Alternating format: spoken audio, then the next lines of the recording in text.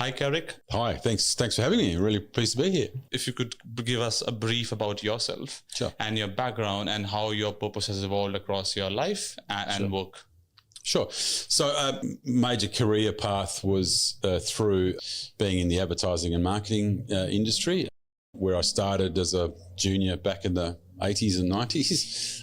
We're not wishing to age myself, and worked my way up to I ended up being the shareholder, a major shareholder and a director of Marketforce, one of WA's leading ad agencies and branding agencies, and really enjoyed my time there. It was fascinating. I was able to make a significant contribution, I think, to a number of wonderful West Australian corporates and government agencies and not-for-profits as well.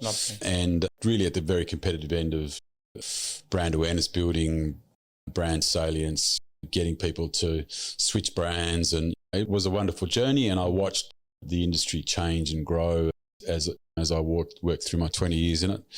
And during that time, I was not only was exposed to some not-for-profit clients, so we did work with some charities and we provided pro bono services to them, but also it became obvious that I wanted to give back in a more meaningful and broader way, and I was very lucky to get on not-for-profit boards.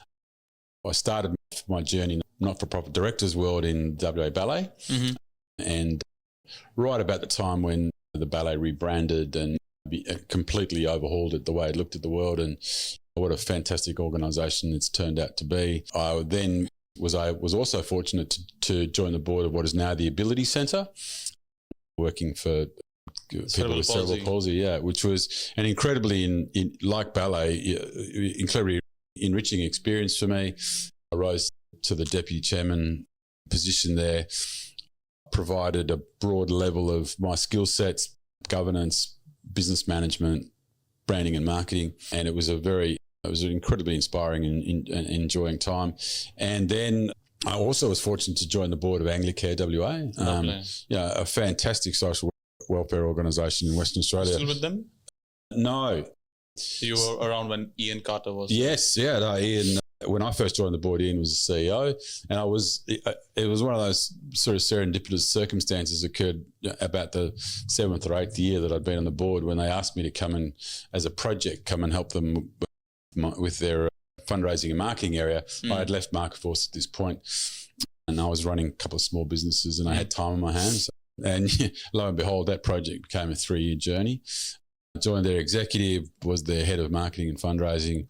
So I did this interesting switch from being a board director to an executive, and it was an incredibly interesting and inspiring and energising change as well. And that was my really first exposure to working within the industry as an employee and as a senior exec, and saw firsthand the challenges that they face and understood the significance of the work they undertook on the ground. And it was a really fantastic time.